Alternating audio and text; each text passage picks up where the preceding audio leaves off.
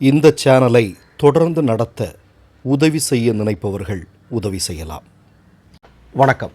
2026 middle Modi ராஜினாமா செய்ய போகிறார். இது நம்ம சொல்லலை, அமெரிக்காவினுடைய ஒரு மிக முக்கியமான பிரபலமான ஊடகம் இந்த செய்தியை வெளியிட்டிருக்கிறார்கள். எதற்காக மோடி ராஜினாமா செய்வார்? உங்களுக்கு 2 தினங்களாக ஒரு வீடியோ இந்தியா முழுவதும் மிகப்பெரிய அளவில் வைரல் ஆகிட்டு இருக்கு அப்படிங்கிறத நீங்கள் பார்த்துருப்பீங்க.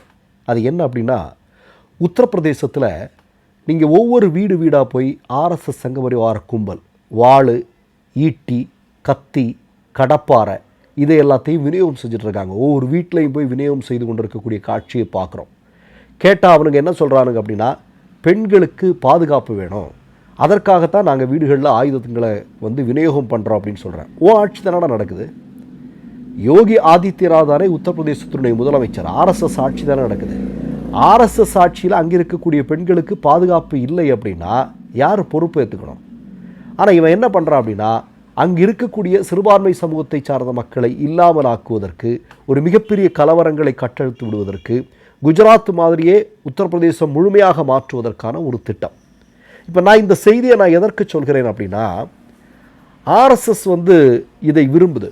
இப்போ நீங்கள் பார்த்தீங்கன்னா, திருப்பரங்குன்றம் விஷயத்தில் மோகன் பாகவத் எப்படி பேசுகிறாரு.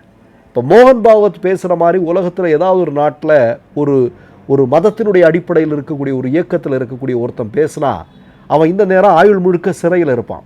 ஆனால் மோகன் பாகவத் என்ன பேசுகிறான், திருப்பரங்குன்றத்தில் அது நாங்கள் என்ன வேணாலும் பண்ணுவோங்கிற மாதிரியான ஒரு விஷயத்தை அவன் பேசுகிறான். ஆனால் இங்கே யாருமே அவன் மேலே நடவடிக்கை எடுக்க மாட்டேங்கிறாங்க. இப்போ இது ஆர்எஸ்எஸ்னுடைய திட்டம். ஆனால் மோடி என்ன சிக்கல் அப்படின்னா, மோடி குஜராத்தில் இருக்கும்போது என்ன நடந்தது அப்படின்னு தெரியும்.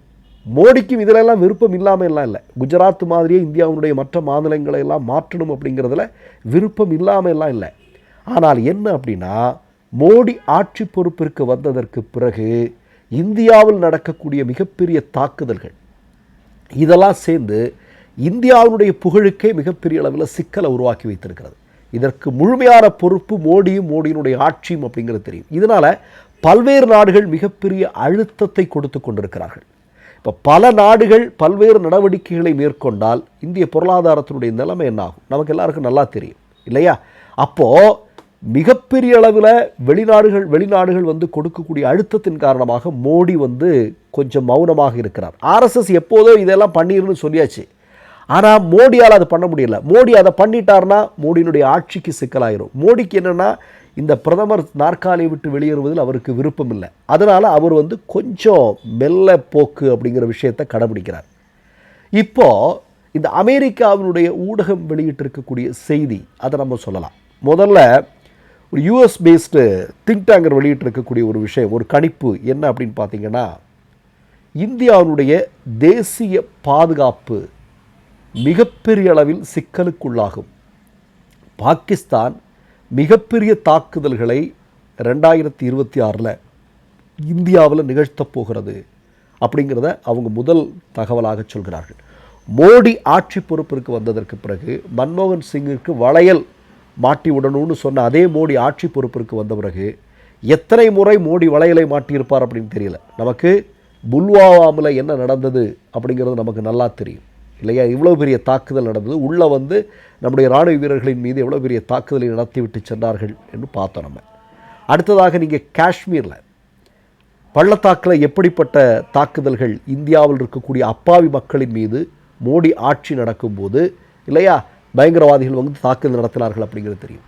சமீபத்தில் டெல்லியில் என்ன நடந்தது தெரியும். ரெட் ஃபோர்ட்லேயே சர்வசாதாரணமாக ஒரு பட்டப்பகலில் ஒரு மிகப்பெரிய தாக்குதல் நடக்கக்கூடிய காட்சியை நம்ம பார்க்குறோம். இப்போ இதெல்லாம் மோடியினுடைய ஆட்சியில் இந்திய மக்களுக்கு பாதுகாப்பு இல்லை. பயங்கரவாதிகள் சர்வசாதாரணமாக உள்ளே நுழைஞ்சு தாக்குதல் நடத்திட்டு இருக்கிறான். 56 இன்ச்சு மோடியும் அரசியல் சாணக்கியம் சொல்லக்கூடிய அமித்ஷாவும் வேடிக்கை பார்த்து கொண்டிருக்கிறார்கள். இப்போ உள்துறை அமைச்சராக இருக்கக்கூடிய அமித்ஷா, அந்த அமைச்சகம் எவ்வளோ பெரிய தோல்வியை சந்தித்திருக்கிறது அப்படிங்கிறதெல்லாம் நமக்கு தெரியும் இல்லையா? இப்போ இது நான் கேட்குறேன், வேறு ஏதாவது ஒரு ஆட்சி இருந்தால் இதற்கு முன்னாடி அந்த ஆட்சியை ராஜினாமா பண்ண வச்சுருப்பாங்க ஆர்எஸ்எஸ்காரங்க. ஆனால் மோடி எப்போதோ ராஜினாமா செய்ய வேண்டியது, அமித்ஷா எப்போதோ ராஜினாமா செய்ய வேண்டியது. ஆனால் எதுவுமே நடக்காமல் அப்படியே போய்கொண்டிருக்கிறது அப்படிங்கிறது நமக்கு தெரியுது. இதை இந்த யூஎஸ் பேஸ்டு ஊடகம் வெளிப்படுத்தி இருக்கிறார்கள். மிகப்பெரிய தாக்குதல்களை பாகிஸ்தான் பயங்கரவாதிகள் வந்து இந்தியாவில் நடத்துவதற்கான வாய்ப்பு இருக்குது அப்படிங்கிற ஒரு விஷயத்தை அவங்க சொல்கிறாங்க. ரெண்டாவதான மிக முக்கியமான விஷயம் அப்படிங்கிறது உங்களுக்கு நல்லா தெரியும். ட்ரம்ப் 70 முறை 80 முறை சொல்லியாச்சு.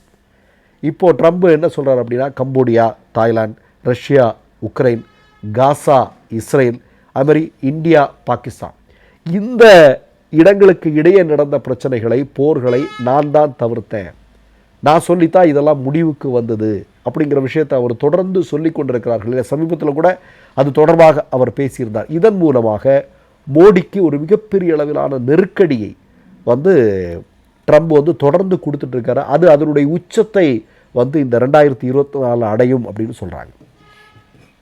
அப்போ என்ன அப்படின்னா, இப்போ சீனா வந்து 2 நாளைக்கு முன்னாடி சொல்லியிருக்கிறாங்க. என்ன சொல்லியிருக்கிறாங்க?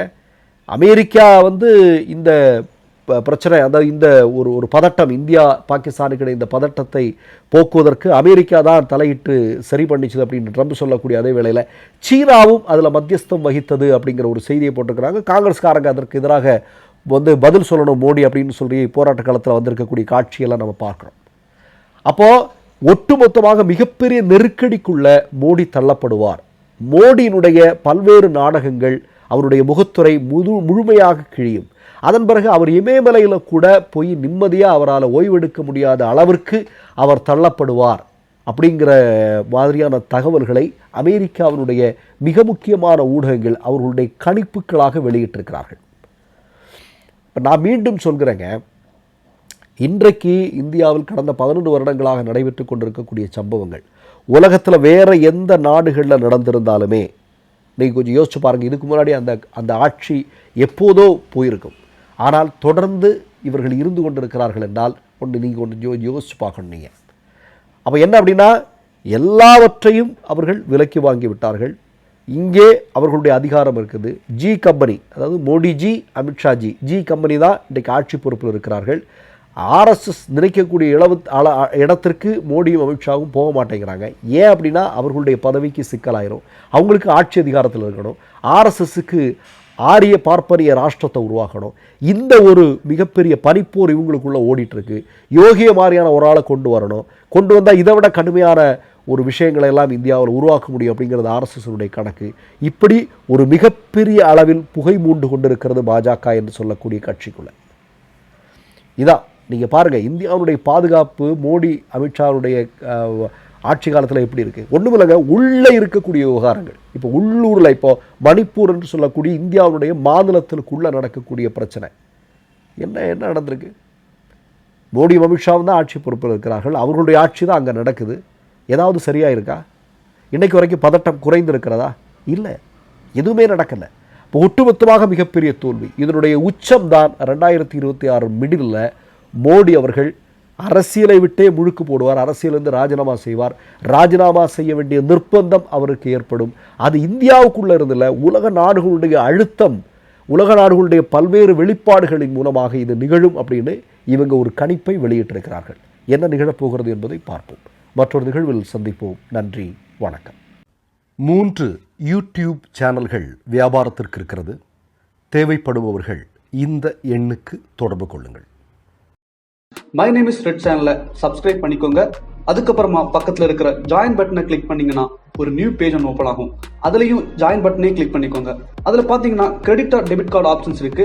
இதில் உங்களுக்கு விசா, மாஸ்டர் கார்டு, ரிப்பே அப்படின்னு 3 ஆப்ஷன்ஸ் கொடுத்துருக்காங்க. அதில் நீங்கள் எந்த கார்டு சூஸ் பண்ணுறீங்களோ அந்த கார்டோட நம்பர் என்டர் பண்ணிக்கோங்க. அப்புறமா கார்டோட வேலிடிட்டி மந்த் அண்ட் இயரை டைப் பண்ணிக்கோங்க. அடுத்தபடியாக உங்கள் கார்டோட பின்னால் சிவிசி கோடுன்னு சொல்லிட்டு 3 நம்பர்ஸ் கொடுத்துருப்பாங்க. அந்த நம்பரை இதில் என்டர் பண்ணிக்கோங்க. அப்புறமா அட்ரஸ் அண்ட் இன்ஃபர்மேஷன் என்டர் பண்ணிட்டு பைங்கிற பட்டனை கிளிக் பண்ணிக்கோங்க. ஒருவேளை உங்க கார்டு நம்பர் இன்வாலிட்னு காமிச்சிச்சுன்னா உங்க கார்டில் இன்டர்நேஷனல் யூசேஜை எனேபிள் பண்ணுங்க.